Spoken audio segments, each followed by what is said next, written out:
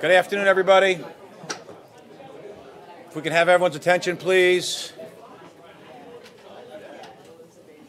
Good afternoon. I want to welcome everybody to the November board meeting. The board meeting of the Port Authority of New York and New Jersey and its component units is now called to order. Today's in-person meeting is also being held virtually via video conference with the proceedings live streamed from the Port Authority website. Before we start, if we I want to just have a moment of silence, and if we could stand for recognizing Veterans Day and those who have passed away serving our country.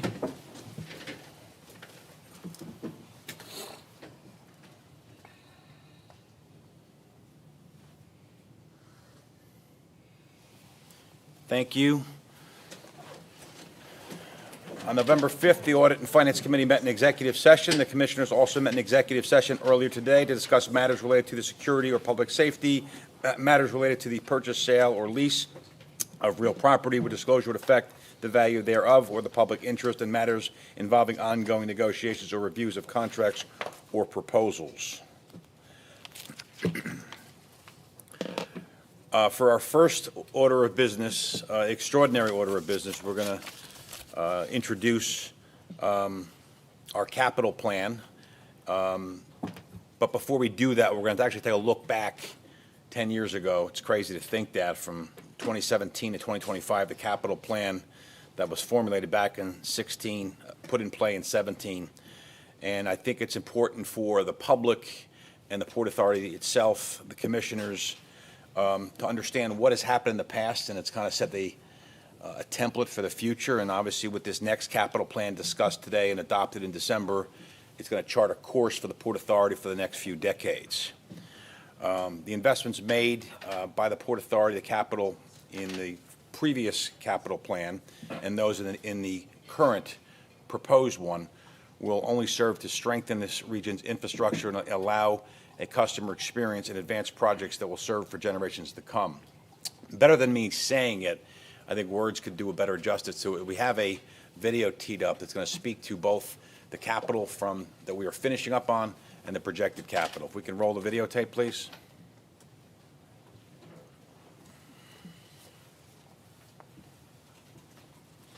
That's a cue to... At the Port Authority, we don't just talk about what we're going to do. We deliver it. Here's what a decade of delivering big projects looks like now and for the future. Now, you may have heard some less than flattering things about our old facilities. But that was then. This is now. Let's take a quick tour of what we're building. First stop, the skies. Newark Terminal A, done. And people can't stop raving about it. From the spacious, light-filled areas to the family-friendly amenities to the local restaurants and shops, it's an appealing, world-class facility with a distinctly New Jersey style. But what's next? How about improved Northeast Corridor station access and a brand new AirTrain? We're on it. At the heart of this transformation is a magnificent new Terminal B anchoring a fully reimagined airport. Across the river at JFK, we're reclaiming the title of Premier International Hub with a complete transformation in a distinctly New York style.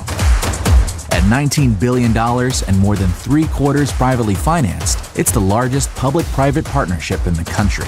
New terminals and roadways begin opening in 2026, and we're setting the stage for a major overhaul of AirTrain JFK as well.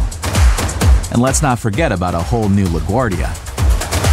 We turned a punchline into the best airport in America, finished on time and on budget. Now getting there will be even easier. With dedicated lanes and bus sensors that turn red lights green, linking free buses to the subway and LIRR faster than ever. 3 airports, 3 historic transformations. It's about time. Now we'll come back down to earth to roads, bridges, and terminals that move millions every day.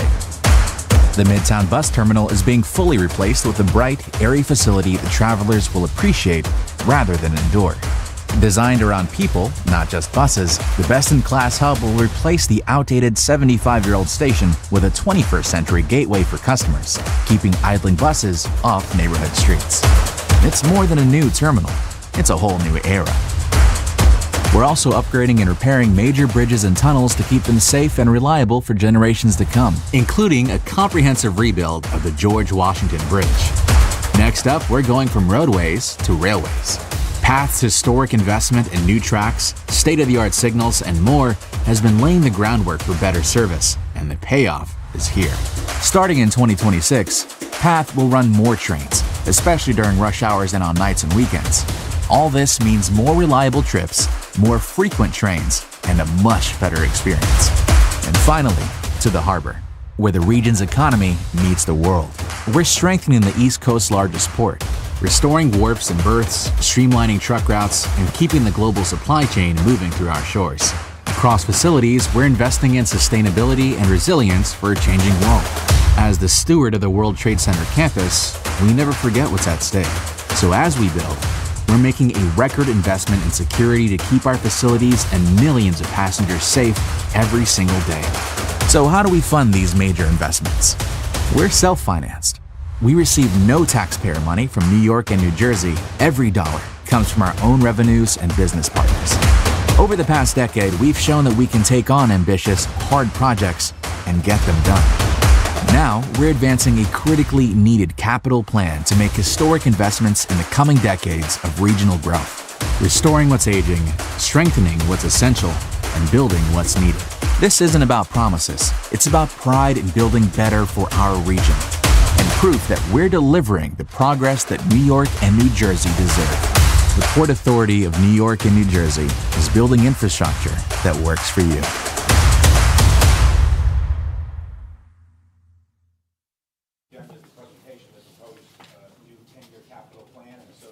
To support its delivery.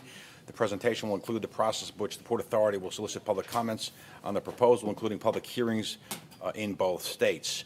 Before we hear from the presenters, we're going to hear from our executive director, who's going to lay the framework and kind of lay out the presentation and talk about the extraordinary work that went into this, and just talk about what's the next step after we introduce the Capitol. Rick? Mr. Chairman, thank you. I believe that the new capital plan that is being proposed, and which we are asking the board to approve its posting, starting a public comment period, is one of the most momentous votes and decisions that face the board. We are recommending for posting a 10-year capital plan over the period 2026 to 2035. This is a golden era in the Port Authority's history. We are setting standards high and setting ambition high, aiming at the moon, so to speak, world-class and best-in-class, then backing up ambitions and aspiration with actually grasping the brass ring and performing at these lofty standards and getting things done. I believe there's nothing that underlines and symbolizes this golden era more than our writing down and setting forth in our 10-year capital plan what we intend to embrace, our vision, and specifying our funding plan. And that is what we are asking you to post today.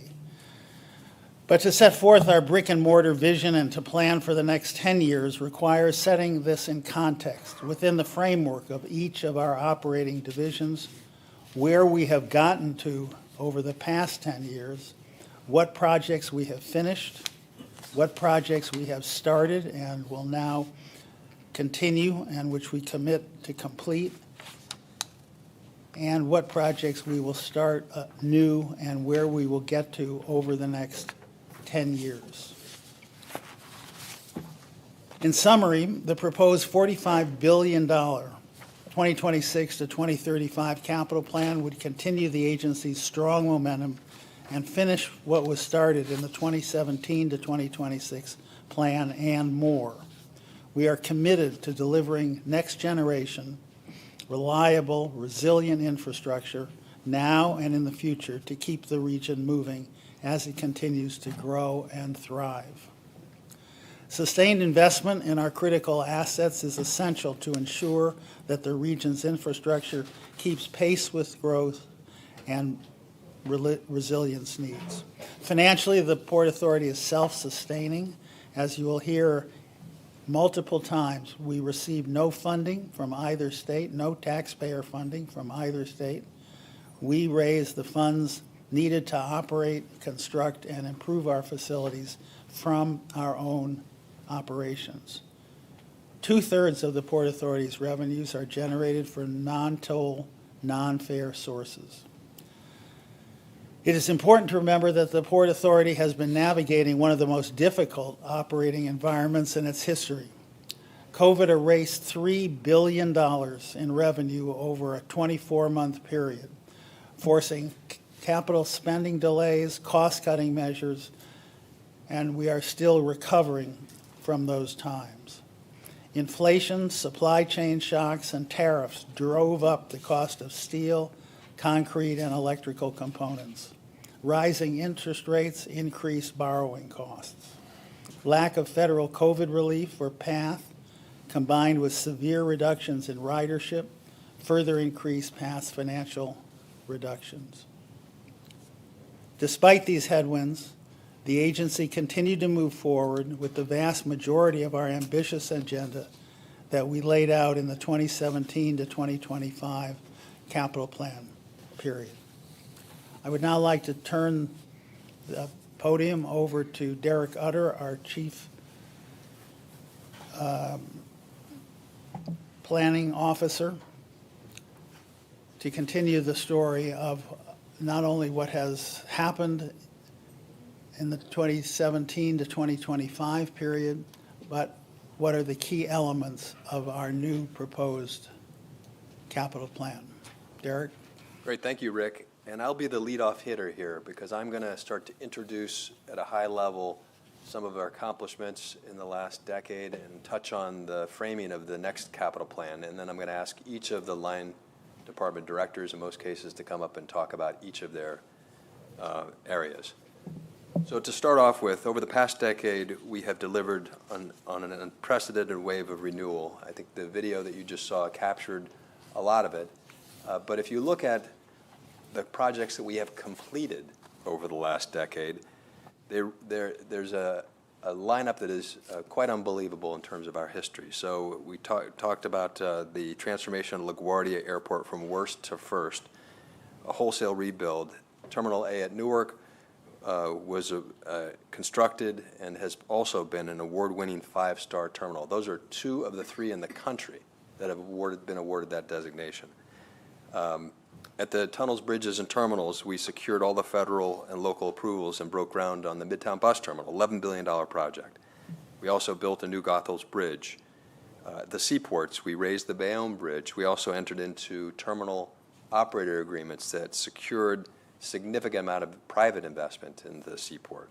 The PATH system, we installed a $1 billion state-of-the-art signal system. We expanded the rail cart fleet by 20%.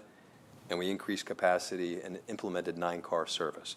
In a World Trade Center, if you just look outside the windows, you'll see the new Performing Arts Center, 3 World Trade Center, the St. Nicholas Greek and Orthodox Church, all constructed in the last 10 years. There are a handful of projects that were funded in our capital plan that are currently underway, which will continue into our next capital plan. In the case of the airports, the $19 billion revitalization and transformation of JFK Airport, which the video touched on briefly, new terminals opening in 2026. We broke ground on the $3.5 billion Newark AirTrain this year. We also broke ground on the NEC Access Station at Newark. At Tunnels, Bridges, and Terminals, you'll see that we have launched critical early works for the Midtown Bus Terminal. So not only did we get permitting done, we've actually started construction. We advanced $2 billion investment in the George Washington Bridge. And I won't go through all of these because you're going to hear a lot more of this detail as we go through each line department and get the context of what the next capital plan will have. So if we look at the next decade of investment, what you're going to hear is an investment of $45 billion in the next 10 years, significantly more than our last capital plan. You'll see that one constant thread is we're maintaining world-class standard of our facilities and finishing projects to continue to aggressively advance our agency's agenda around transforming our facilities. And importantly, as a major economic engine of growth in the region, our proposed plan will create over 50,000 jobs, including 33,000 union construction jobs. So I'm going to stop here and hand it over. We'll start with aviation, and we'll go through each of our departments. So Sarah McKeon.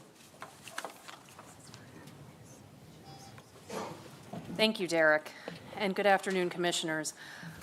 Before I get into aviation's portion of the proposed capital plan, it is very important, I think, to recall where the Port Authority Airport stood in the court of public opinion really not too long ago.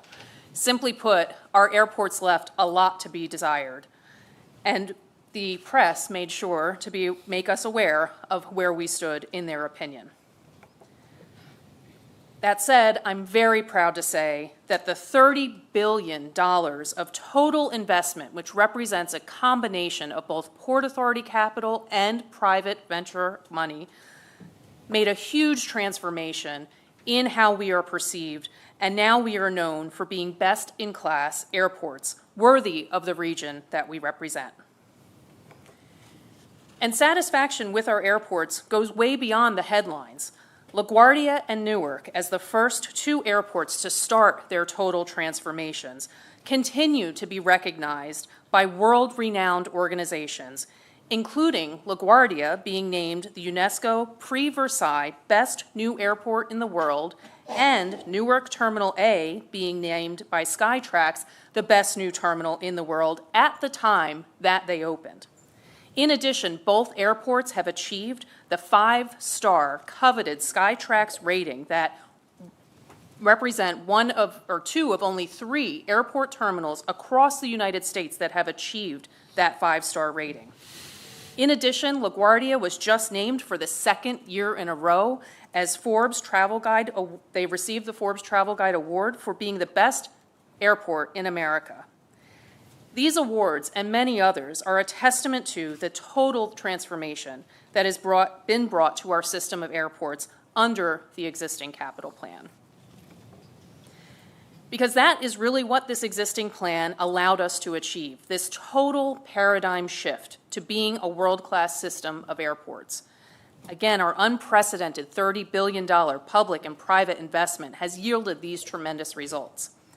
And our focus on new world-class standards helped us continue to double down on that. And these include our intensive focus on customer experience, designing inspiring civic architecture, ensuring that public art is incorporated into our designs, having local concessions, and driving a true sense of place in each of our terminals, and focusing on the state-of-the-art functionality and investing in cutting-edge technology. All of these combined have made sure that we turned our airports into true destinations unto themselves. And with the new proposed capital plan, we intend to continue this momentum. Starting at JFK, who is well underway to their total transformation. As Derek talked about, under the existing capital plan, we launched the JFK Vision Plan, which is a roadmap we are using to help transform JFK into a world-class global gateway. We have made major investments in Terminals 4 and 8, including the installation of new gates and a total transformation of the concessions programs at those facilities to reflect a true sense of place. We are well underway in development of 2 brand new world-class terminals, and we started the complete overhaul of the landside roadway network. And our proposed plan represents a continuation of that big ambition for Kennedy. With approval of the proposed capital plan, JFK's transformation will not stop at terminal and roadway development. The proposed capital plan also includes,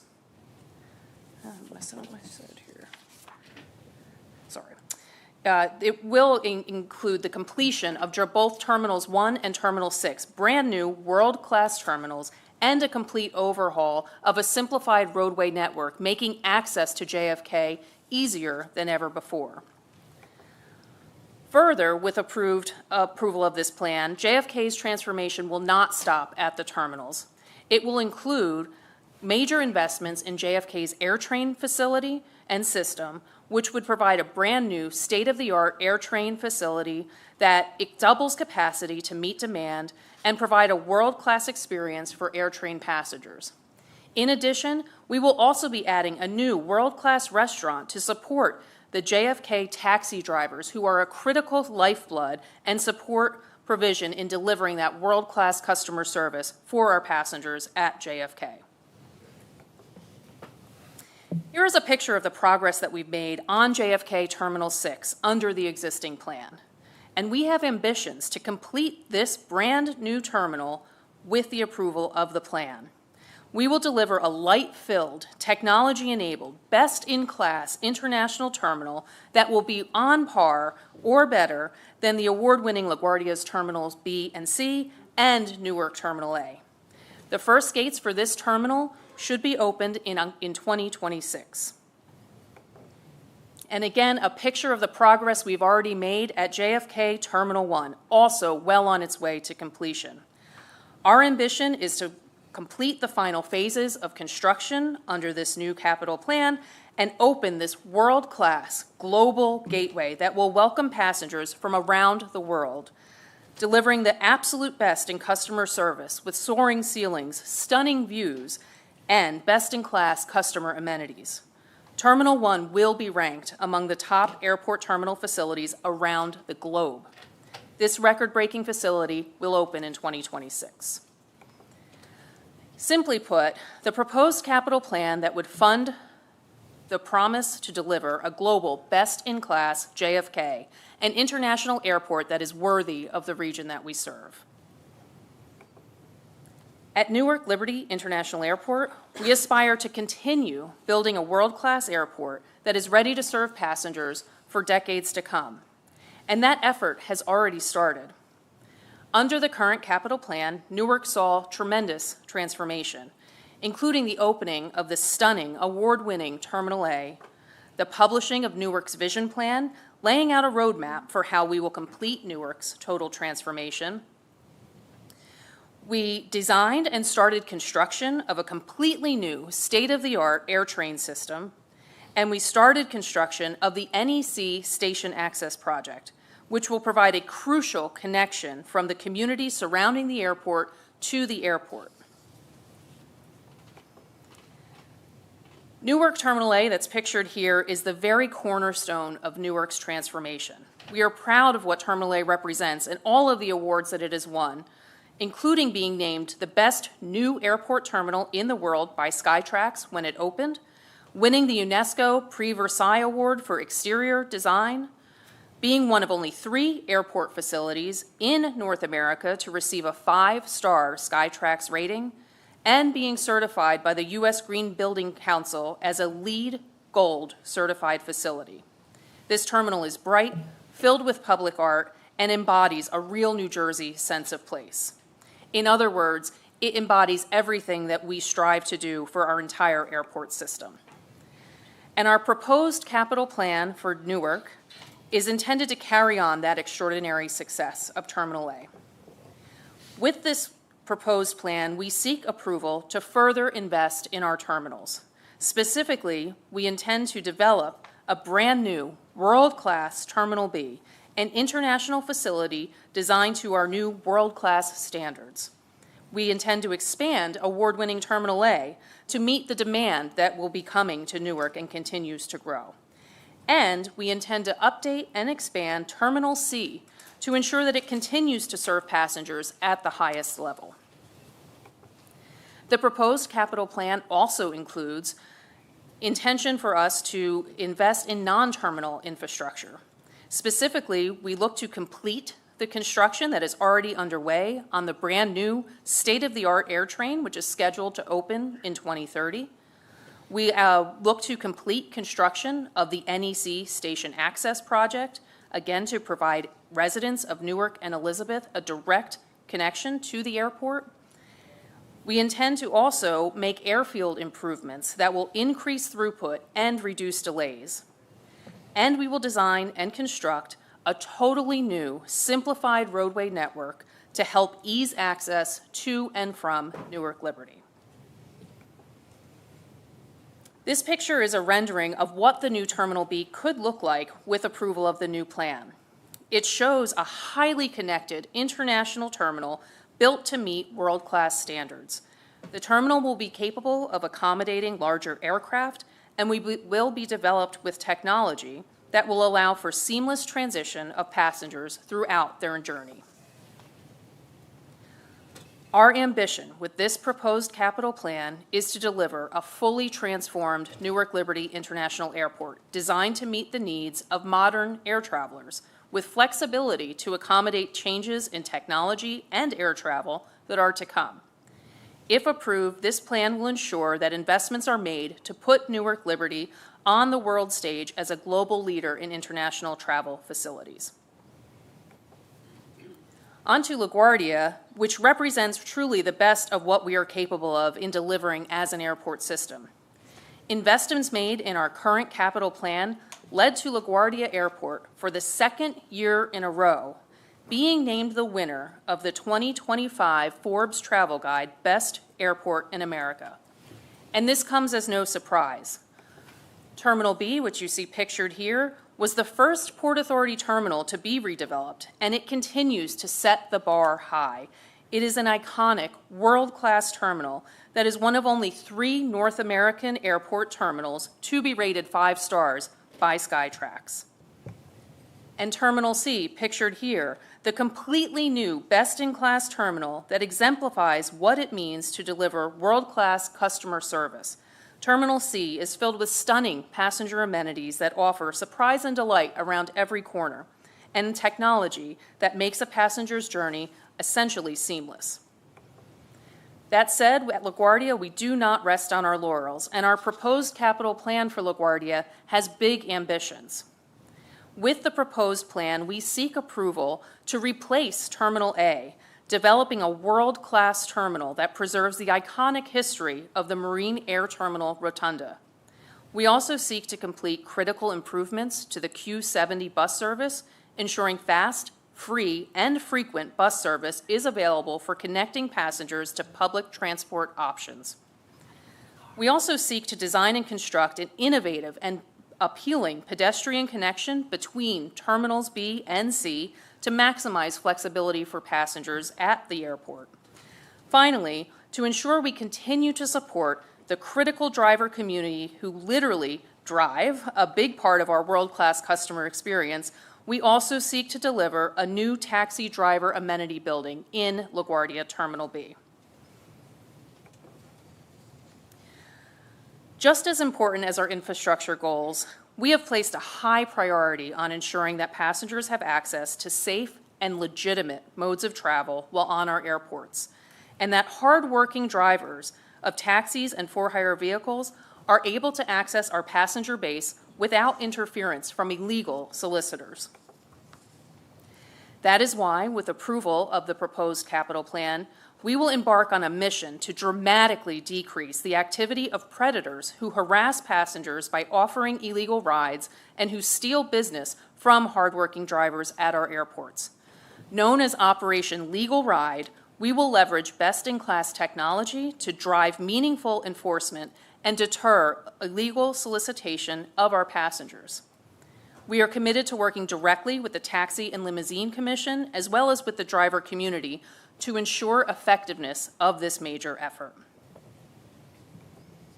As Derek stated earlier, the majority of Port Authority funding comes from third-party private investments, cost recoveries, and revenues driven by our lines of business. That said, to further support the ambitious goals that we have set out in the proposed 2026 to 2035 capital plan, a change in our airport access fees for app-based for-hire vehicles and taxis is proposed. Specifically, Pickup and drop-off fees for for-hire vehicles and taxis will be aligned with our peer airports. In summary, the accomplishments that we achieved in the last decade to dramatically transform our airports cannot be understated. The proposed new capital plan will ensure that we continue to transform so that we continue to be recognized as a global leader in airport development. By 2035, over $50 billion in total of public and private dollars will have been invested in our airports, helping us to achieve a complete paradigm shift, moving our airports from worst to first. Now I will turn it over to Jim Heitman, who will take you through the capital plan for tunnels, bridges, and terminals.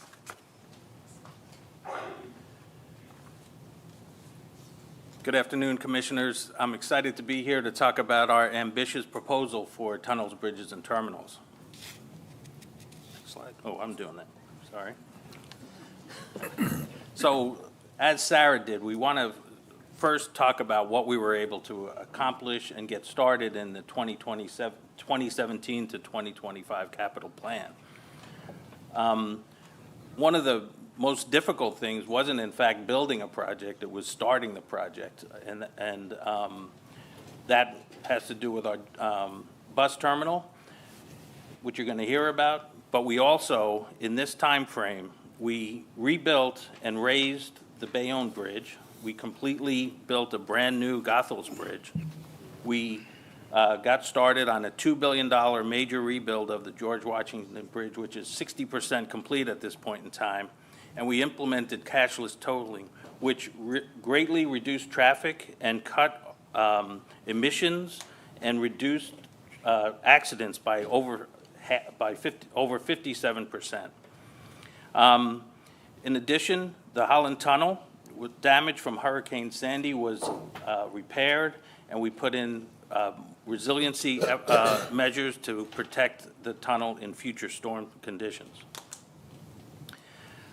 As I mentioned earlier, the Midtown Bus Terminal has been stuck. It's been long overdue to get going, and that was the first step that we took to set this up. I'm going to ask Rick to make some comments about that difficult effort. So thank you, Jim, and thank you, Mr. Chairman, members of the board, for the opportunity just to reflect back on the last 10 years with respect to the evolution and development of our Midtown Bus Terminal replacement project. The bus terminal is actually the single largest commitment of Port Authority capital in the entire 2026 capital plan. As we look at the capital plan we are now proposing, it really is important to remember that in 2016, 10 years ago, this project was really nowhere.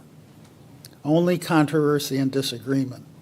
No approved design, no agreed upon budget, no agreed upon way forward between the two states. Today we have come a long way, and it is a tribute to virtually every part of the organization. Over the last 10 years, we have developed a totally revised design.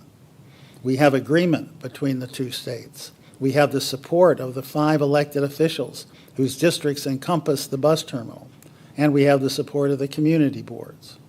Almost unheard of from the point of view of a major infrastructure project in the middle of a built-up area. We also have now made our way through the full federal environmental approval process. We have achieved unanimous city land use approvals, and importantly, we have now started building with a groundbreaking this past summer. The capital plan that we present to the board today provides for a 10-year funding plan. We ask the board to post it, and ultimately we will ask the board to approve it, to support this critically important project, which is now rising, if you'll forgive me, somewhat like a phoenix, to become a 21st century world-class transportation hub that will support commuting workers at a best-in-class bus terminal and become a cornerstone of community revitalization rather than a blight upon Midtown Manhattan. Extraordinary progress over the past 10 years. And in this sense, the past is truly prologue, because with this funding support that is in the proposed capital plan, the agency will now enable this extraordinary project to move forward and be built. And with that, Jim, I will turn it back to you. Thank you, Rick. And now I'll talk about what the proposal is for the 26 to 35 capital plan. So, finishing what we started, I want to start off with the Midtown Bus Terminal. The full approval would be $11 billion to replace the existing Midtown Bus Terminal. This is a once-in-a-century program and will be completed in 2 phases. First, we'll build new ramps and the staging and storage facility, and then we will build a new terminal. This terminal will benefit the commuters by allowing buses direct and fast access from the Lincoln Tunnel into the new terminal. It will take buses off the street. It'll benefit the surrounding community with new street-facing concessions and a new 3.5-acre green space at the end of the program, and overall revitalization of the surrounding neighborhood. This building will truly be best in class and very representative of this golden era that we're embarking on under this proposal. With respect to how to fund such a aggressive and brilliant building, the vast majority, as mentioned before, of the funding comes from Port Authority net revenues, bonds, and loan proceeds.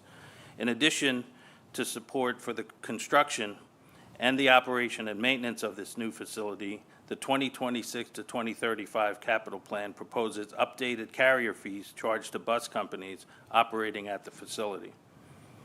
These revisions to bus toll schedules include the creation of 3 new bus classes: minibuses, 2 axles, and 3 axles. These proposed new bus toll rates will be instituted in gradual increases beginning in mid-2026 and through 2034.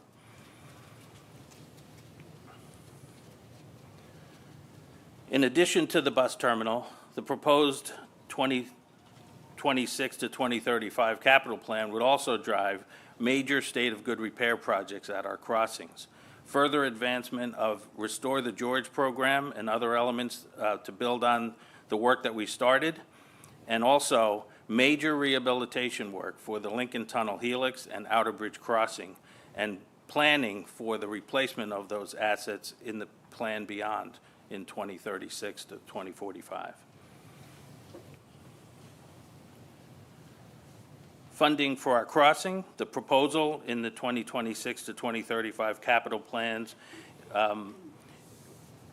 involves the same bond and loan resources, but also provides for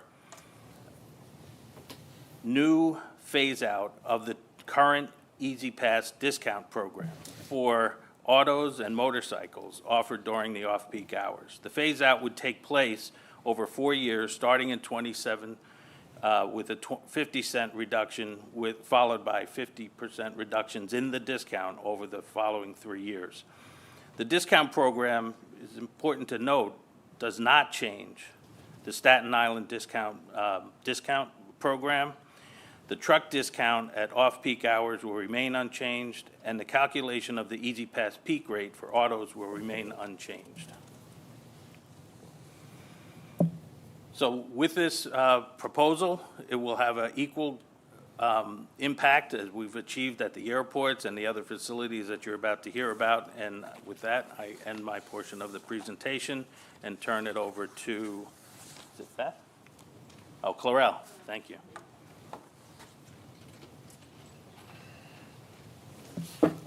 Thank you, Jim. Good afternoon, Commissioners. Executive Director Rick Cotton, good afternoon. So I'm here to discuss with you today PATH's recommendations for the 2026 through 2035 capital plan. But before diving into our proposal, I'd like to just review with you a few accomplishments that we've had in the previous capital plan, to put the proposal in context and to highlight how we have set PATH up for success in the years to come. Oh. Okay. So over the past decade, the Port Authority invested $3 billion into PATH's 117-year-old infrastructure to improve system safety, reliability, and ultimately improve the customer experience. $1 billion of that alone upgraded PATH's signal system to the state-of-the-art automatic train controls, which enabled PATH to increase its capacity and to carry more riders safely. We also had the PATH Forward program, $430 million program, which will conclude in 2026, where PATH is replacing tracks, switches, and making repairs to stations that were damaged by Superstorm Sandy. We also undertook the expansion of Harrison Station, replacing the once smaller historic head houses with wider, more modern head houses that now provide ADA accommodations.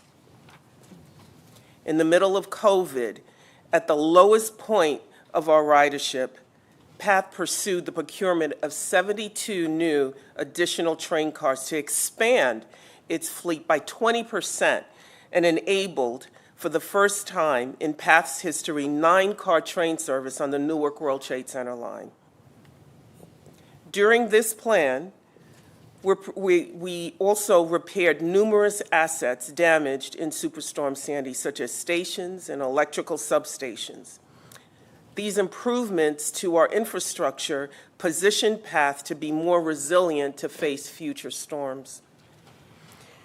We also implemented a number of customer service amenities to improve the customer experience and communications, such as the tap to pay system. We updated countdown clocks and the Ride to PATH app. Got to advance.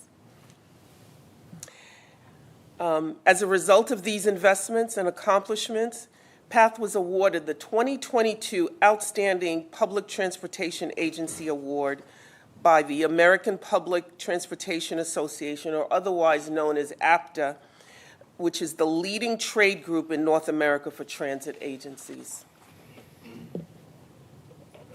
So, to kick off our 2026-2035 plan, we have a major service announcement.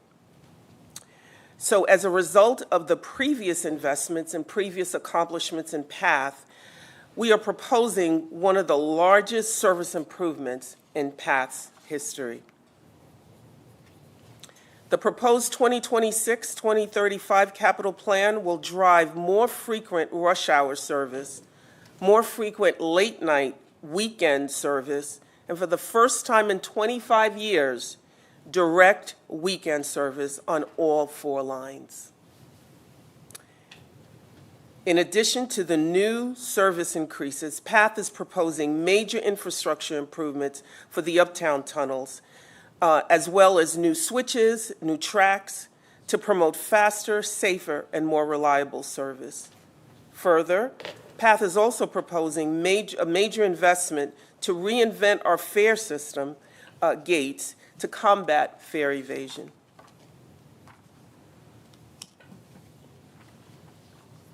So in order to fund these improvements, the 2026-2035 capital plan proposes raising fares. PATH is unique among major transit agencies in that we do not receive local, state, or federal funding to support our operations. And as a result, PATH fares only cover about 25% of the actual costs of each ride, with the Port Authority subsidizing the remainder of the ride. PATH proposes an increase of 25 cents beginning in the spring of 2026, with a 25 cents increase each January from 2027 to 2029.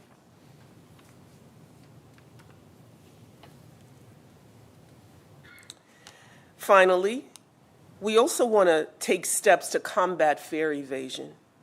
So PATH is proposing investments in our infrastructure and technology to ensure that we further address fare evasion. The 2026-2035 capital plan proposes the installation of a new state-of-the-art fare gates to reduce fare evasion. The proposed capital plan will also fund technology to measure fare evasion to help PATH deploy targeted strategies based on identified patterns and enforce payment. So as you can see, the proposed capital plan will deliver major service increases and key investments in PATH's infrastructure to ensure more resilient and reliable service and ultimately improve our customers' experience. Thank you, and I'd like to turn it over to Beth Ann at this time.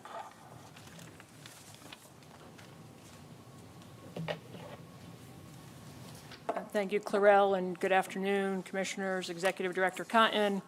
And I'll follow the same format as my colleagues did, taking a little walk back through history and then a look forward. So as we think about the last capital plan, we finished what I would describe as the most significant transformation in the port's history since containerization first started in Port Newark in 1956.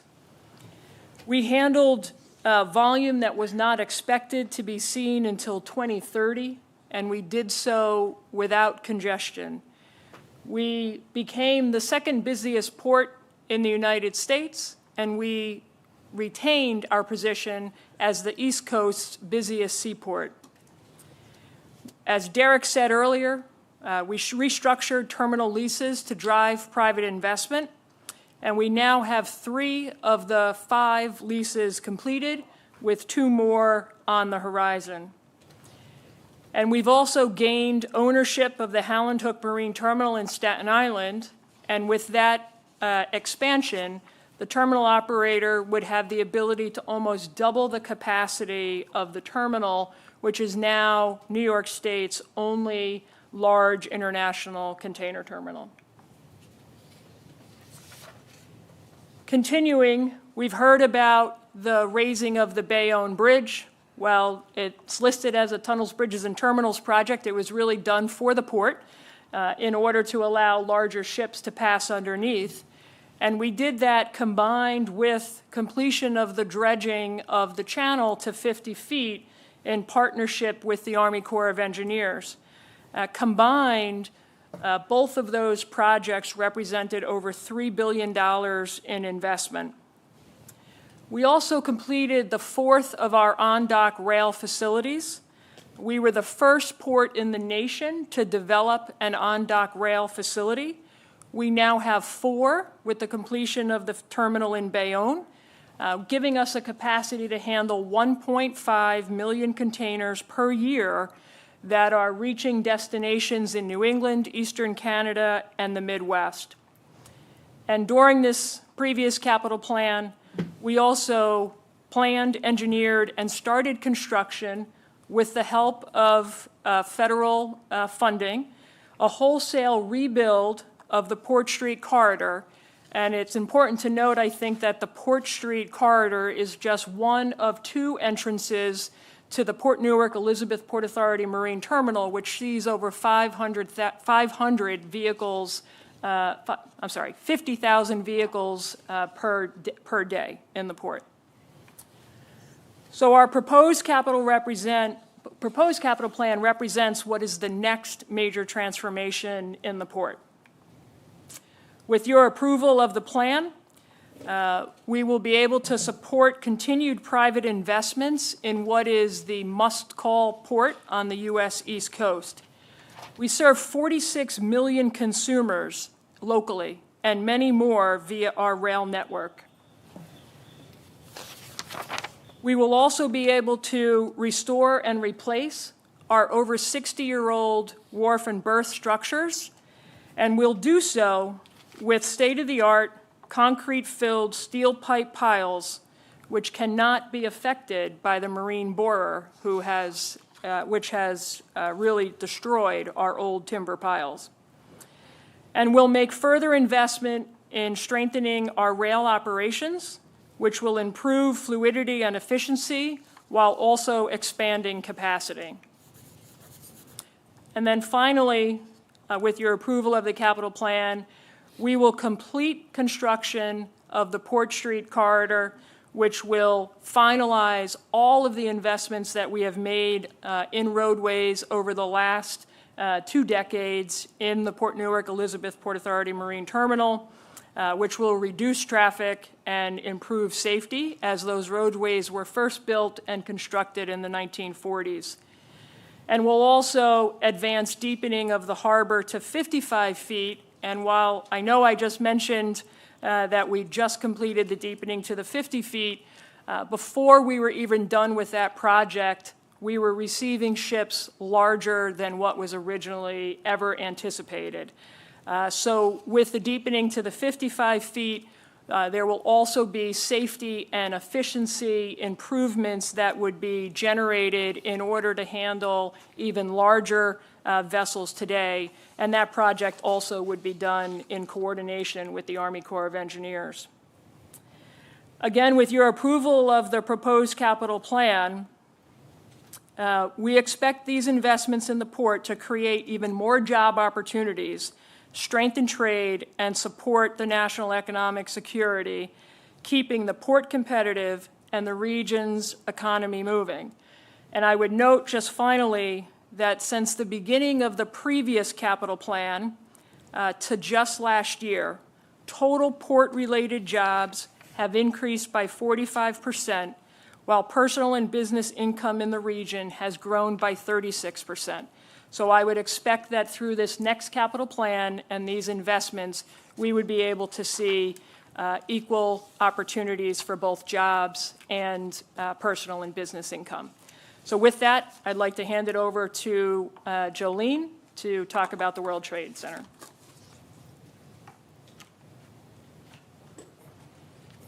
Thank you, Beth. Good afternoon. So as with my fellow line directors, before I move into the proposed capital plan at the World Trade Center, I'd like to take a quick look back at the past 10 years, which saw tremendous progress towards completing the World Trade Center campus master plan. 3 World Trade Center, currently the second largest office tower on campus, was completed and is now almost 90% occupied. Between 3 World Trade Center and 1 World Trade Center, now at nearly 95% occupancy, exciting media and technology companies have been added to the diverse office tenant mix on campus. Additionally, 2 important cultural components of the campus were completed. First, the St. Nicholas Greek Orthodox Church, which reestablishes a beautifully reimagined piece of the original World Trade Center that was lost on 9/11. And last but certainly not least, PAC NYC, a performing arts center that brings much needed vibrancy, activity, culture, and community connection to the campus.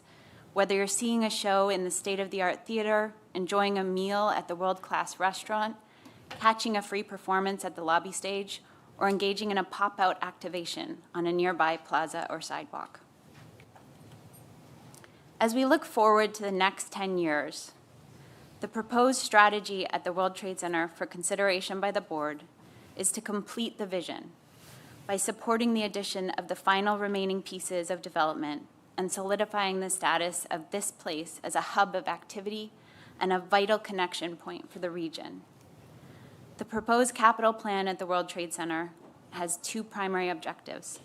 First, to support the completion of the final 2 components of the World Trade Center master plan, namely the development of Towers 2 and 5. And second, to make strategic reinvestment in our existing assets and infrastructure to maintain the competitiveness of this iconic destination. For example, we're asking the board to consider investments at 1 World Trade Center, which recently passed its 10th anniversary, to maintain its status as a Class A trophy building and to continue to attract high-end office tenants and visitors from around the world. We're committed to continuing our investment to keep the World Trade Center campus a world-class asset. At the Oculus and some of the other major infrastructure that supports the campus, components of which date back to pre-9/11 and the development of the original World Trade Center in the 1960s.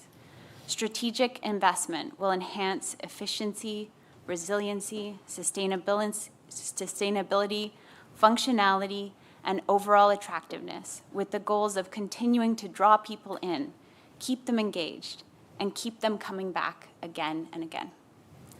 And with that, I'm delighted to hand the baton back to Derek to wrap up the summary of this exciting capital plan proposal.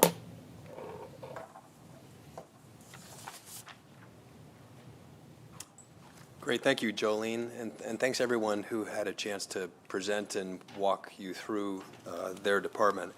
I'm going to summarize with just a couple of slides here.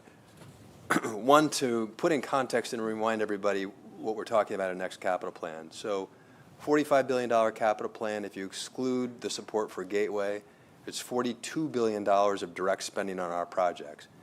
Even that number understates the impact that we're having because it doesn't include the public-private partnership, the private investment element of this, which collectively, if you look at the projects here, are tens of billions of dollars on top of that over the next 10 years. So within our $42 billion, about half of that is dedicated toward aviation. You heard about completing JFK Airport.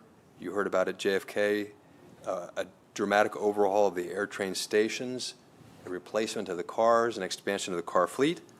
At Newark, you heard about building a new Terminal B and completing the Newark AirTrain, which was just started. You heard about LaGuardia, about replacing the 85-year-old Terminal A to complete having all three terminals be brand new.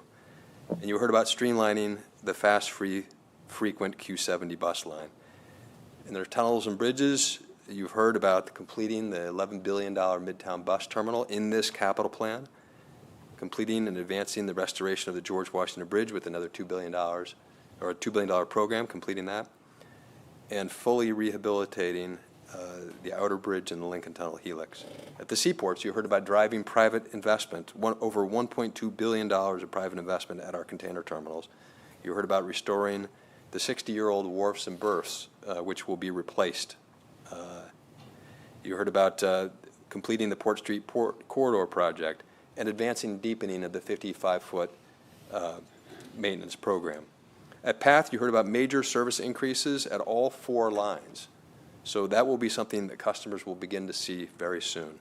Running more trains when riders need it, at rush hour, on weekends and weekend evenings.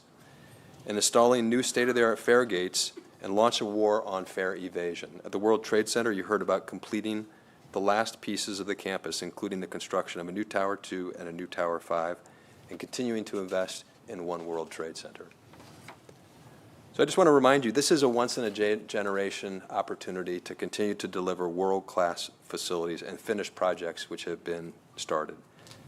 As we said, the way the Port Authority operates is every dollar of our profits gets reinvested in improvements in our facilities, every single dollar. And that's the point of our capital plan. So we recommend the proposed 2026 to 2035 capital plan and ask the board to post it for public comment. So I want to talk about what happens over the next month. So we have scheduled 4 public hearings, meetings that will be a combination of hybrid meetings, online and in person, as well as in-person meetings, scheduled in some cases in the morning, in some cases in the evenings to allow for as many people as possible to join, and spread across our region in 6 separate locations. So that will take place beginning in December, just after Thanksgiving holiday. After that, we will continue to accept written comments through December 15th. Our next board meeting, December 18th, will give us a chance to collect all of those comments, and we will still invite public comment at the board meeting in December 18th. And at that meeting, we will ask you to move forward this proposal. So I want to end there and thank everyone for the time and consideration. Thank you, Derek. Vice Chair? Derek, an astounding presentation by you and your fellow line directors. The takeaway headline for me is $112 billion over the last 10 years and the next 10 years. And if you multiply that times 3 for the amount of jobs and growth in the economic community, that's $450 billion. I think that that's amazing. I think that's something that the 8,000 members of our team can be proud of. And I'd like to use this opportunity to read one quote that I have lived by for the last 30 years. It's by Daniel Burnham, famous architect and land planner. Make no little plans. They have no magic to stir men's blood, and probably themselves will not be realized. Make big plans, and you certainly have. Aim high and hope and work, remembering that a noble, logical diagram once recorded will never die, but long after we are gone will be a living thing, asserting itself with ever-growing insistency. Remember that our sons and grandsons, and I add, our daughters and granddaughters, are going to be doing things that would stagger us. Let your watchword be order and your beacon beauty. Think big. And you are, and you have, and you will continue. So thank you on behalf of our board. Thank you, Vice Chair. Thank you to all the presenters, first of all. A significant amount of work has gone on, and, you know, Libby, our CFO, said to us the moment they stopped formulating the 2017 capital, they started looking towards this capital 2025. And the moment this is adopted in December, I suspect there'll be work by the staff to be looking at the next capital. Extraordinary amount of work. Last 2 years have really pulled together. It's been a daily effort. I'll save my comments for the December meeting after and we're looking forward to hearing back from the public, hearing back some ideas, what you like, what you don't like, and we'll come back here in December and we will vote on the capital. Any other comments or questions? All righty, folks, moving on. Derek, thank you very much. Great job. Now we have a presentation from our Chief Financial Officer, Libby McCarthy, who will discuss the proposed Port Authority 2026 budget and its sources and uses of funds. Libby, welcome. Thank you. Thank you, Commissioners. Good afternoon. Today I am going to kind of shrink our look and focus on 2026 and our proposed budget, both on the operating side and the capital side. So first I'm going to just start with what are we anticipating that we will be doing at our facilities throughout 2026. And so I'm going to just walk through what the agenda is for the year. At the airports, we're projecting that we will serve over 149 million passengers at the 3 large airports. That's a new record for our aviation system. We are going to continue to transform into the 21st century airports that deliver a world-class travel experience. The big news there being, as Sarah mentioned, at JFK, we'll have the opening of 2 new world-class terminals, Terminal 1 and Terminal 6, and a new simplified roadway network. We'll also be opening the NEC station access at Newark Airport. Moving on to our tunnels, bridges, and terminals. We're estimating that 123 million vehicles will use our bridge and tunnel crossings. We are also looking at a major ramp-up in construction on Phase 1 of the Midtown Bus Terminal Replacement Project, and then continuation of our significant state of good repair investments at the George Washington Bridge, the Lincoln Tunnel Helix, and the Outer Bridge. For PATH, we're estimating a 9% increase in our passengers in 2026 versus 2025 as employers are continuing to adapt their in-office policies.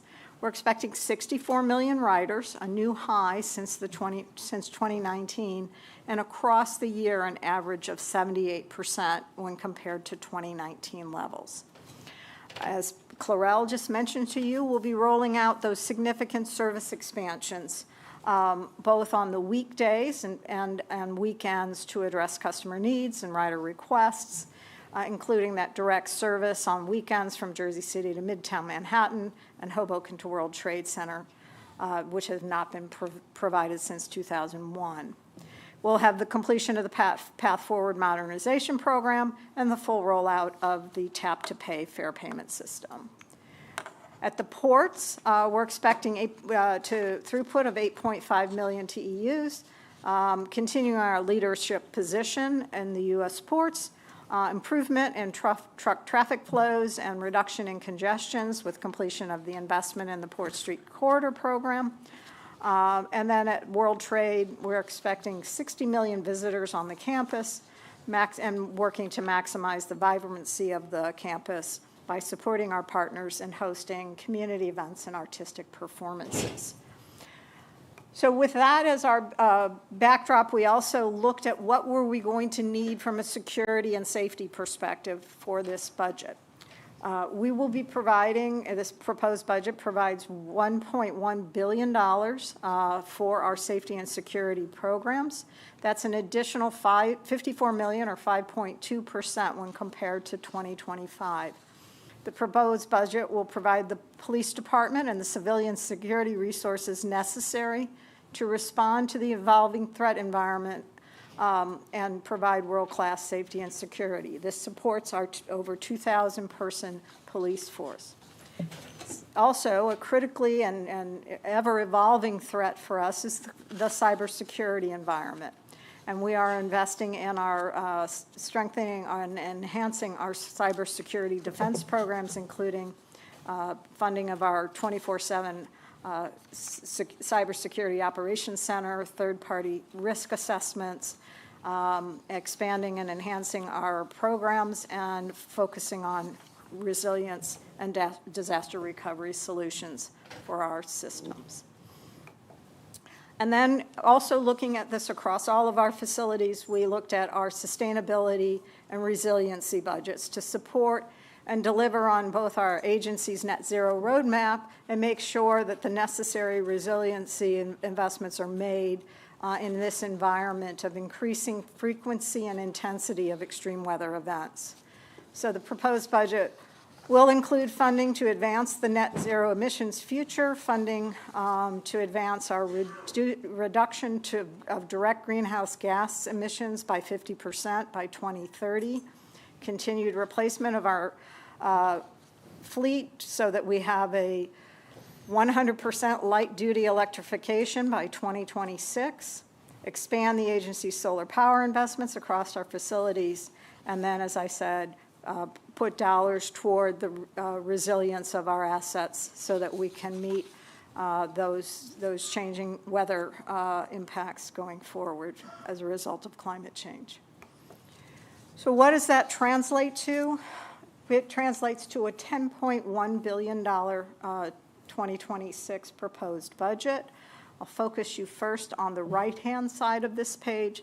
This sums up where we would be spending that $10.1 billion. We're proposing $4.2 billion for our operating expenses, $4.1 billion for the first year of that spending under the proposed 10-year capital plan, $1.7 billion for debt service, which relates to debt issued in the past to support all that exciting stuff that everybody ran through for you that we've completed, as well as some new money issuances, and then some investment in assets like the vehicles and systems. The left-hand side of this chart shows you how we would be paying for that. So $7.5 billion or 75% of this would come from our operating revenues, and $1.8 billion in debt service, and another $800 million in grants and passenger facility charges. As Derek mentioned, those operating revenues, as a self-funded agency, first pay our operating expenses, then pay our debt service, and then they go into that capital spending program together with the debt. So that is how we meld all of this together to make for an affordable plan. So just a reminder again, we are self-funded. We do rely on third-party fees, lease payments, and other payments, and we focus very hard in making sure that we're maximizing our non-toll, non-fare revenues. With this budget, has achieved that with 66% of the agency's revenues coming from non-toll, non-fare sources. So let me now move on to a little more color on the larger components of this spending plan. So first, from the how are we funding this, the operating revenue side, this proposed budget has $7.5 billion of revenues. That's a $428 million or 6% increase over the '25 budget. The largest piece of that coming from our aviation system with a $258 million or 7% increase. That's coming from our activity-based rentals, higher recoveries of our costs, our operating and capital costs from the airlines doing business at our airports, and proposed adjustments, the proposed adjustments to our ground transportation airport access fees that Sarah McKeon noted to you as part of the proposed capital plan. TB&T is looking at a proposed increase of $123 million in revenues, or 5.8% versus the '25 budget. That's driven by a number of different factors. One is the functioning of our annual automatic inflation-based toll adjustment mechanism previously approved by the board, as well as full-year impacts and carrying out further the modifications the board approved in 2024 to our toll structures. We also are seeing the net vehicle growth year over year, particularly with a higher mix of trucks versus the prior year. And then for PATH, we're seeing a $19 million or 11% increase in revenues versus the '25 budget. That is mostly driven by that higher ridership that we're projecting. And then as well, the impact of the phasing in of the fare adjustments in next year. So moving on to our operating expenses. As I mentioned, we're proposing an operating expense budget of $4.2 billion. That budget is first built in layers. The first thing we look at is inflationary escalations. We look at both the employment cost index, which includes the cost of labor, benefits, et cetera, healthcare, all in one, and then as well just general consumer price indexed impacts on our costs. So when we put that together, that constitutes a 3.4% increase over our '25 spending levels, and that's $136 million. Then we look outside of that for things that are new or weren't embedded in that original budget or are funded in another source. So the PATH service enhancements that Colorel rolled out for you are adding a $19 million. And then these other items are either funded by third parties or are just a result of the higher revenue system, the rents there that we pay to the cities of New York and Newark. So that adds another $36 million to our budget for a total budget of $4.2 billion, or a 4.2% increase. Moving on to our capital spending budget. So looking for the 1 year of the first year of the new 10-year proposed capital plan, we are looking at a $4.1 billion spending plan budget for 2026. You can see the breakdown here by department with $2.3 billion for aviation and $1.2 billion for TB&T. And you can also see some of the major projects that are advancing under the program in 2026. And then finally, I'll just close with our debt service component of our budget. This just shows you the makeup of that budget, $1.7 billion roughly to operations, 1.8 or 9 billion in total. Some of that funding our capital program, and that is the budget that we're looking at there. And so then I will also move to next steps. Similar to the process that Derek walked through for the capital program, we will be posting this budget for public comment. The public is encouraged to provide their comments. They have multiple means, either through our website, they can participate in the hearings, and we will be taking those comments through December 15th. or participation here at the board on December 18th. We'll be accumulating that, all of that feedback, and we'll be providing the board a summary of that and any recommended changes as we look forward, and then seek adoption from the board at the December 18th board meeting. And with that, Chairman, I am happy to take any questions. Commissioners, any comments, questions?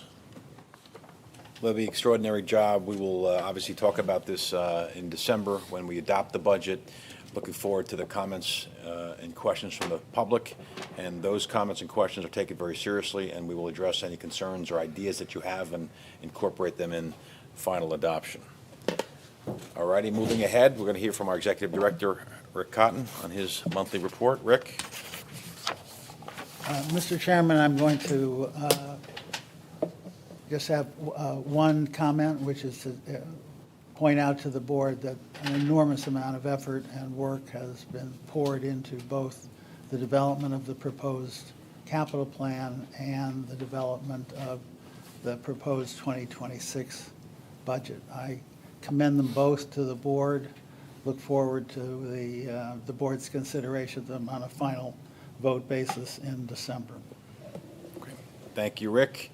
All right, moving ahead, we're going to now provide an opportunity for the members of the public to comment on any Port Authority matters. The public comment period, which may be limited to 30 minutes in total, provides an opportunity for members of the public to present their views directly to the board. It does not provide for a dialogue. Members of the public wishing to discuss specific matters, please contact our Port Authority staff and the Public Affairs Department, and we'll line up the appropriate staff member. We ask the speakers to limit themselves to 3 minutes. Our first speaker is Chanel Thomas Henry. Welcome. Thank you, Commissioners and Executive Director Cotton. Good afternoon. My name is Chanel Thomas Henry. I am the council member-elect for the 21st Council District. Congratulations. Thank you. Which includes LaGuardia Airport and the neighboring communities surrounding it. And most recently, prior to that, my election, I was the former outreach manager for the redevelopment of LaGuardia Airport. The redevelopment of LaGuardia Airport went from worst to best airport, was not only transformative for the Port Authority and its partners, but helped bridge the over 80-year gap between the airport and the community. In my role as the outreach manager, we were able to do amazing things. From building a scholarship program for young students throughout the community to attend college for free and go on to careers. That model was also extended to JFK and Newark Airport. These were students who only dreamed about getting on an aircraft, but now had the opportunity to excel in education and their careers. We built a workforce development program in collaboration with many of our community-based organizations to help train and hire thousands of individuals throughout the community for jobs at the airport. And prior to JFK's redevelopment, we had awarded a record-breaking $2.2 billion, over $2.2 billion in contracts to minority and women businesses. So as we're looking forward to the next 10 years, I hope that the board consider continued investments to our community. But most specifically, as for LaGuardia, building a world-class gateway, I ask that you look at those gateway entry points into LaGuardia. During the redevelopment program and prior to COVID, we had looked at reimagining through a series of landscaping opportunities to reinvest in those entry points into the airport. From the Grand Central Parkway to major thoroughfares like Astoria Boulevard and Ditmars Boulevard. These entry points not only service passengers, taxis, for-hire vehicles, those going to rental car facilities, but the community just steps away from LaGuardia Airport. Also, in looking forward to new modes of transportation. Right to the east, there's major development happening with a world-class soccer stadium and the possibility of a gaming facility and hotel, which I can imagine will increase the need for access in and out of the airport. So along with those gateway entryways that I mentioned, I ask that you look along the promenade to the airport, which passengers and staff today continue to use. As a member of the community and future representative of the community, I thank you for your time. Thank you very much. Harry Malakoff? Harry?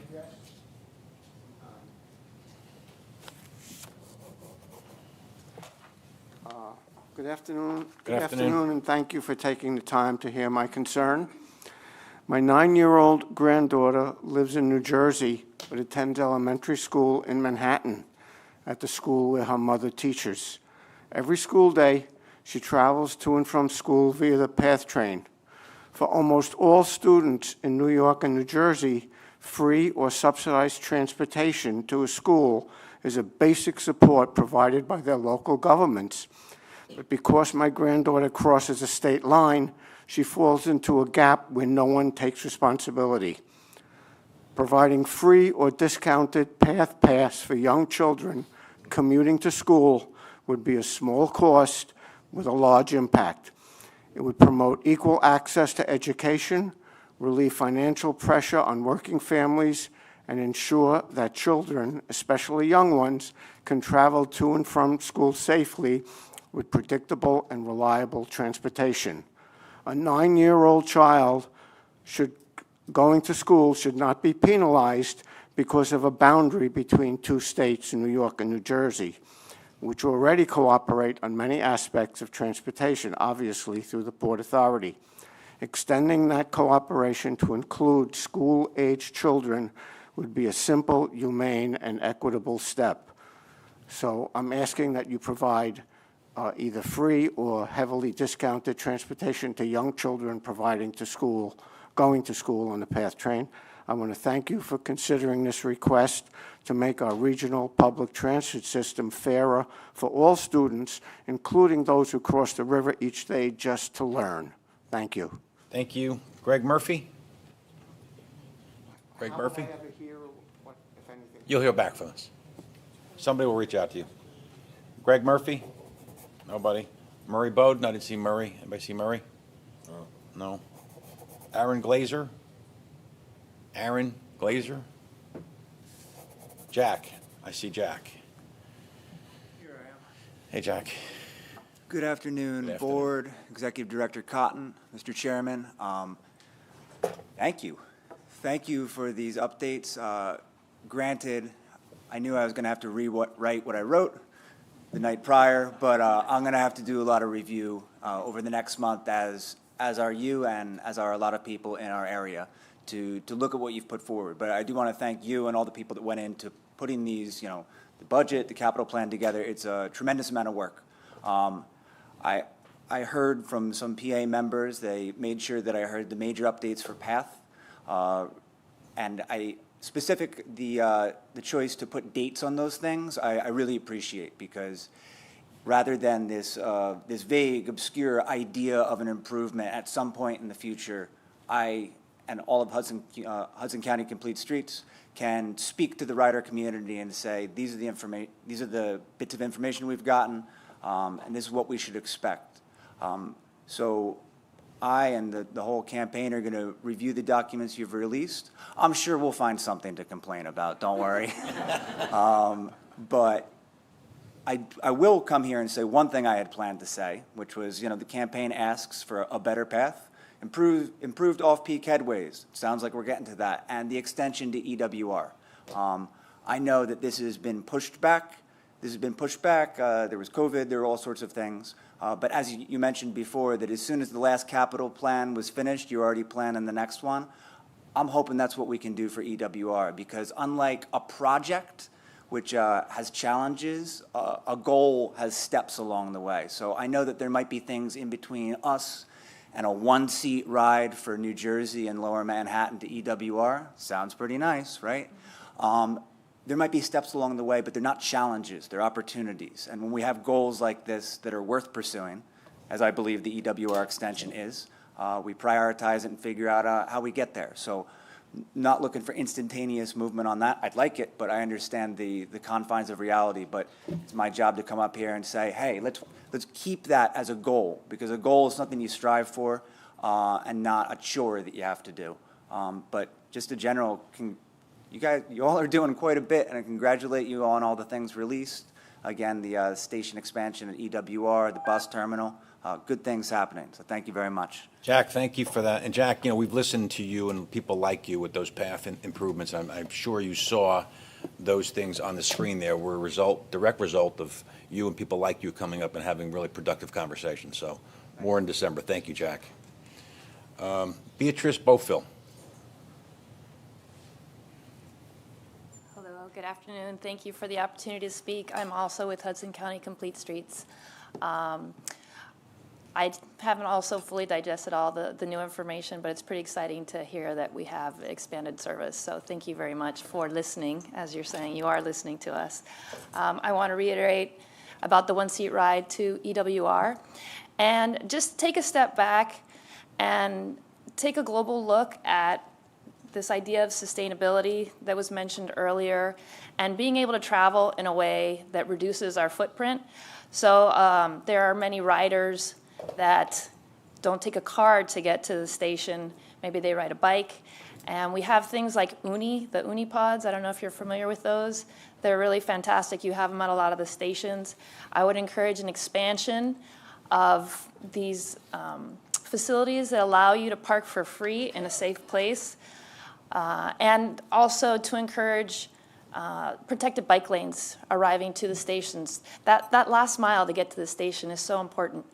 And to have a sustainable and alternative way to get there that isn't necessarily a car is a great thing to provide. So thanks so much for all the work you're doing and for the opportunity to speak. Beatrice, thank you, and I'll share what I said to Jack. Thank you for all the positive comments and constructive comments, and we look forward to voting on something very constructive and positive come December. See you then. Our last speaker is Ashley Claudio. Ashley? All right, we have a couple of, are those all the speakers that are here live, Jim? I'm sorry. You registered? Oh, come on up. Just need your name? My name is Michael Ring, R-I-N-G. I'm sorry, I didn't have your name. That's okay. Come on up. Hi, I'm Michael Ring. I'm from Disabled of New York, Disabled in Action of Greater New York. There's a thing in the disability community that we describe our appearance. Not going to assume that everyone can see what I look like. I'm a 62-year-old white guy. I wear eyeglasses, and I'm just wearing a hoodie. I wanted to talk about the fact that there are 6 PATH stations. There are 6 stations in Manhattan. We are here in Manhattan right now. They all should be accessible. That's all I wanted to say. Thank you for your comments, and we will take we'll take that up. Thank you. Any other? I'm sorry. Yep, great. Hello.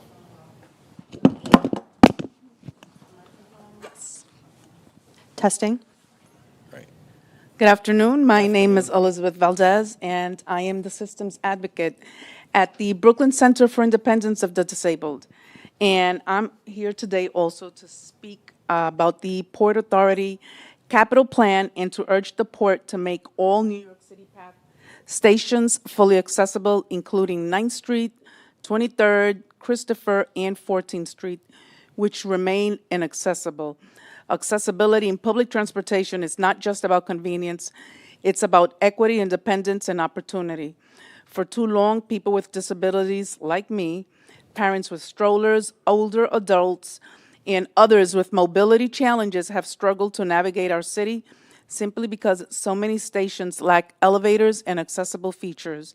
Every person deserves the freedom to travel safely, independently, and with dignity. A few years ago, my organizations and others, they won a court settlement that required the MTA to make hundreds of its subway stations accessible. In the last capital plan, the MTA spent $5.2 billion and was on the way to making 67 of those stations accessible.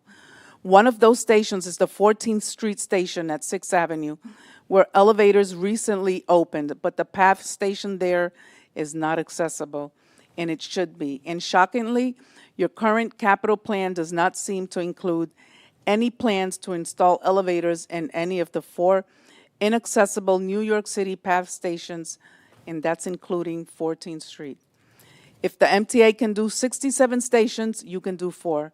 If you want to go to New Jersey, do you really expect me to go out of my way to 33rd Street or the World Trade Center stations, the only two accessible New York City PATH stations.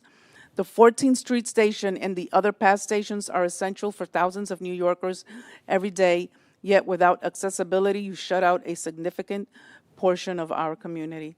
We urge you to start on the road to access by including the 14th Street station access into your capital plan, since the MTA elevators, they are just opened. This would send a clear message that the Port Authority is committed to progress and equity. Thank you very much. Anybody else? Jim, that's it in terms of the live speakers? That's correct. Right. Okay, we have 3 written statements from Alterice Frazier, Erica Beverett, and Christian Beverett, which will be committed to the record, and we have the published written comments in front of us. We have 2 videos. The first is from Anna Humphrey. If we can play Anna's video, please. Good afternoon. My name is Anna Humphrey, and I am the Transportation Community Organizer with the Center for Independence of the Disabled New York, Sydney. Sydney worked with 65,000 of the 2 million plus New Yorkers with documented disabilities this past year, many of whom rely on accessible public transit for work, medical care, and everyday life. Right now, only 2 of the 6 New York City PATH stations, 33rd Street and World Trade Center, are accessible. That means that people who use wheelchairs or other mobility devices are locked out of 2/3 of the system in New York City. For a public agency that prides itself on regional connectivity, that is unacceptable. The MTA is currently installing elevators at the 14th Street subway station. The Port Authority should take this opportunity to coordinate and install an elevator at the 14th Street PATH station as well, ensuring that riders can make full accessible transfers between the subway and the PATH. Accessibility can't stop at the border between agencies. But we also urge the Port Authority to go further and commit to a comprehensive plan to make all New York City PATH stations accessible, including 9th Street, 23rd Street, and Christopher Street. Accessibility is not optional, it's a legal obligation. As you finalize your new 10-year capital plan, please ensure that accessibility is built in from the start, not treated as an afterthought. New Jersey riders already enjoy full elevator access at every PATH station, and it's time for New York City riders with disabilities to have the same freedom and dignity of movement. Thank you. Good afternoon, everybody. My name is Matty Buckies Highland, and I'm an advocate for people with developmental disabilities. It's been a few months since I last spoke to the Port Authority, and I hope everybody is doing very well. As we close out 2025 and enter 2026, my hope would be for the Port Authority to adopt a balanced budget, and if there's any toll or fare increases, to do it at a small and predictable rate and at a single-digit increase.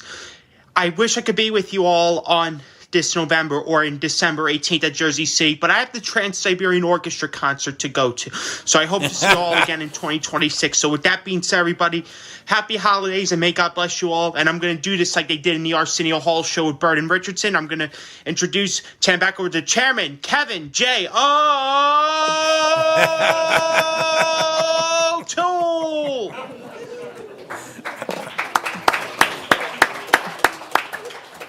We love Maddie. All right, that concludes all the public comments. Jim? That's correct. All righty, so now we're going to proceed with the voting items for today's board list. As a member of the committee, as the chair of the Committee on Operations, I'll now present 2 items.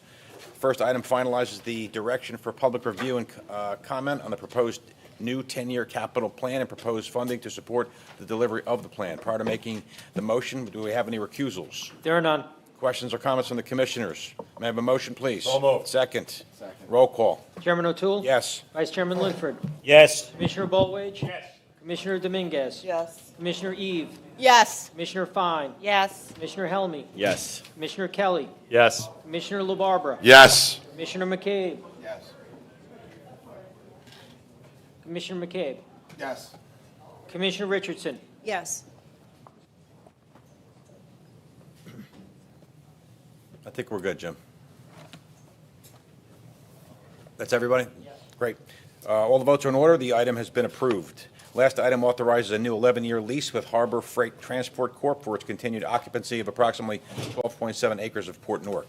Prior to making a motion, I asked any recusals. There are none. Any questions or comments from the commissioners? Seeing none, motion, please. So moved. Second. Second. Roll call. Chairman O'Toole? Yes. Vice Chairman Linford? Yes. Commissioner Bollwage? Yes. Commissioner Dominguez? Yes. Commissioner Eve? Yes. Commissioner Fine? Yes. Commissioner Helmy? Yes. Commissioner Kelly? Yes. Commissioner LaBarbera? Yes. Commissioner McCabe? Yes. Commissioner Richardson? Yes. Votes are in order. The item's been approved. We now are going to hear from our Vice Chair, Jeff Linford, as Chair of the Committee on Capital Planning, Execution, and Asset Management, who will now provide his report in two items. Thank you, Mr. Chairman. As Chair of the Committee on Capital Planning, Execution, and Asset Management, I will now report on two items under the committee's purview. The first item authorizes projects to rehabilitate JFK Taxiways A and B North and Taxiway C in order to maintain the taxiways in a state of good repair. The total combined cost to construct the two projects is $123.8 million. Prior to making a motion on this item, I ask the Corporate Secretary to note any commissioners' recusals on this matter. There are no recusals. Thank you. Do any of the commissioners have questions or comments on this item? Hearing none, I now request a motion on So this moved. item. And thank you for the second. Second. Very good. I now request the Corporate Secretary to call the roll for voting on this item. Chairman O'Toole? Yes. Vice Chairman Linford? Yes. Commissioner Bollwage? Commissioner Dominguez? Yes. Commissioner Eve? Yes. Commissioner Fine? Yes. Commissioner Helmy? Yes. Commissioner Kelly? Yes. Commissioner LaBarbera? Yes. Commissioner McCabe? Yes. Commissioner Richardson? Yes. As the votes are in order, the item is approved. The second and last item authorizes planning and design for a future project to rehabilitate Taxiway A West at JFK at an estimated planning cost of $1.5 million. Prior to making a motion on this item, I am asking the Corporate Secretary to note any commissioner recusals on this matter. There are no recusals. Thank you. Do any of the commissioners have any questions or comments on this item? Hearing none, I now request a motion on this item. So moved. Thank you. Can I have a second? Second. Thank you. I now request the Corporate Secretary to call the roll for voting on this item. Chairman O'Toole? Yes. Vice Chairman Linford? Yes. Commissioner Bollwage? Commissioner Dominguez? Yes. Commissioner Eve? Yes. Commissioner Fine? Yes. Commissioner Helmy? Yes. Commissioner Kelly? Yes. Commissioner LaBarbera? Yes. Commissioner McCabe? Yes. Commissioner Richardson? Yes. As the votes are in order, the item is approved, and I turn it back to our chairman, Kevin O'Toole. Thank you, Vice Chair. Thank you very much. There being no further business, move to adjourn. So moved. Second. Happy holidays. All in favor? Aye. Aye. Happy Thanksgiving. We'll see everybody at the public hearings on the 18th of December. Thank you.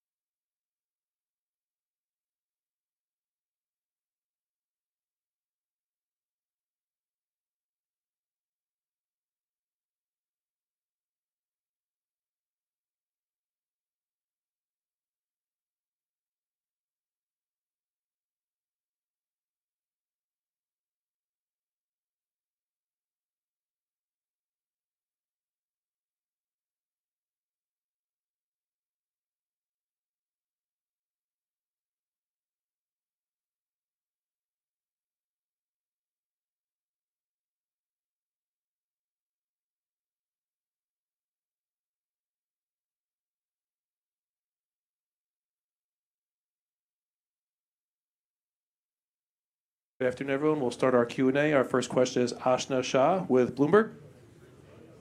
Hi, thanks for taking the time to chat with me today. I was wondering for any of the upcoming plans that you guys have, is there plans to issue any debt or any upcoming debt sales?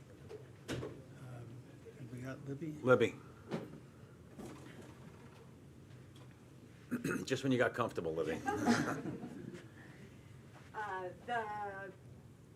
The 2026 budget. Sorry, I apologize. The 2026 budget does assume some new debt issuance, approximately $1.8 billion. The timing is still to be worked out, and the formal plan of finance will be brought to the board in December for consideration. And then the next question is about government shutdown and aviation. How is air travel faring today, and how long do you think it's going to take to rebound, / what does the scene look like in the region's airports? Sarah McKean. Thank you. So today, in great news, no staffing triggers have occurred because of FAA air traffic controller staffing challenges across our airports. We do have a ground delay program going on at LaGuardia due to winds. That said, the FAA did issue an updated order last night that does continue the limitations and reduction in flights at 40 major airports across the U.S., including the big three at the Port Authority, by 6%. It freezes the decrease to 6%, and that will be lifted at a time when the FAA feels that they have reached stability post the shutdown. So we're very eager for that to happen. Thank you. We have two virtual questions. Our first is Larry Higgs with New Jersey Advanced Media. Larry? Thanks. Well, big day, a lot of stuff to talk about. And I would hope that maybe the recording of Maddie's introduction of Kevin O'Toole be made a permanent part of the format. Oh, that's a given. That's a given, Larry. There you go. There you go. So the first question, obviously, is about the impact of the capital budget on tolls. You know, what do you expect that to, the phasing out of the Easy Pass discount, what do you expect that to raise for revenues, and what projects will that be plowed into specifically? Libby, do you want to comment on that? The one thing I'll just remind you, Larry, is that all of the Port Authority's revenues are consolidated, and so there's not a one-for-one ability to trace a specific dollar of increased revenue to a specific project. Libby McCarthy will jump in, Larry. Yeah, so the proposed phase out of the off-peak discount, which is proposed to start in 2027, by the time it is fully phased out, that would be an incremental annual revenue estimate of $75 million a year. Okay. And I'm presuming path questions are being held till later or not? Yeah, there's going to be a separate path event. I think we can handle those now, I think, if that's okay. Well, there'll be a longer path conference, but it's up to you. Yeah. I think, Larry, let's just knock it out now, Larry. Okay. Just my secondary question is the annual toll increase in the 26 budget, is that 3% or is that a different fee, and when will that be effective? The CPI, the CPI adjustment that you're referring to was measured as a CPI in September to September. That is 3%. And then there's the additional toll increase from the board approved in 2024 of 25 cents. Thank you. And our final question is Colleen Higgs with The Record. Colleen? That would be Colleen Wilson. Tom. Colleen, I'm sorry. That's okay. Okay, so when does the toll increase, the CPI adjusted increase, go into effect? Is that in January? First Sunday of January. Okay, so basically what motorists can expect is that CPI increase, a 2024 approval of a 25-cent increase, and phasing out Easy Pass discounts. Is that all accurate? The phasing out of the Easy Pass off-peak discount is not scheduled until 2027. So just to be very clear, There will be an Easy Pass discount but it's the on-peak, it's the off-peak only that is being proposed to be phased out starting in 2027. Understood. Okay. Okay? Thank you. So Terminal B, I'm sorry if I missed this, but can you speak to plans from the capital program proposal when that would potentially start construction, and or what is the status of that project? Is it in design engineering, final design? Just kind of wanted a little bit more detail there. So Terminal B right now we have issued a contract for planning and early work, so that is what is in the works today. With approval of the capital plan, should it be approved in December, we will take that planning effort into design and construction, and the intention would be to have the terminal complete by the end of the capital plan at the latest. Okay, great, thank you. Okay, last things are on PATH. So the PATH capital program presentation included the PATH service increases in that presentation, but if I understand that correctly, those are operations budget items, not capital dollars. Is that correct?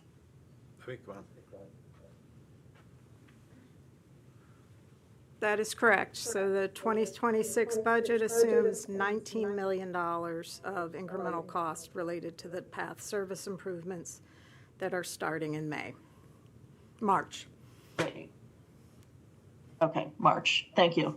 Perhaps we will hear more about this, but if not, could someone explain what the service increases are, like what those headways are expected to be? Yeah, Colleen, there's going to be a longer conversation, much more detailed and granular right after this. It's actually not happening. Oh, it's not happening? Might just take a few. Oh, I'm sorry. Well, Yeah, I mean, we can. Anyone available. Yeah, Colleen, With all that detailed and, yeah, go ahead. my dear friend Colleen Wilson, we will get somebody for you afterwards, immediately afterwards. Okay, well, so, I mean, I have a PATH question about the capital program proposal. Should I ask that here or later? Yeah, you can go ahead and answer that, Colleen. Okay. I mean, basically, I just didn't really see what the capital investments are proposed to be. I think it was in the $2 billion range. But could you expand on that? I know, or my understanding is that there are concerns or issues with perhaps the Hoboken Tunnel. I'm sure there are other needs. I mean, one woman mentioned accessibility needs at several stations, I think 4 stations. So could you just expand on what those actual capital projects are expected to be over the next 10 years if that plan goes into effect as is? Hi, it's Jim Heitman, Chief Operating Officer. I can hit some of the highlights. We can get the more detailed list for you. One of the biggest projects that we have to do is to replace the tracks, switches, signaling, power to the track in the tunnel uptown. So that is similar to work that we did from World Trade Center to Exchange Place. And that's probably, I think, $800 million of the $2.6 billion. Another pretty important initiative that we're putting forward is the installation of brand-new fare gates with anti-fare evasion features, incorporates our TAP program, and we'll be looking to do that as soon as we can. A lot of the other investments has to do with the state of good repair, other tracks, other switches to continue to improve reliability. We have some other resiliency work as part of that under river tunnels to protect from another storm in the future. But we can get a larger list on what's in that $2.6 billion. Great, that's helpful. Thank you. Thanks. That concludes the Q&A. Thank you very much, everyone. Thank you.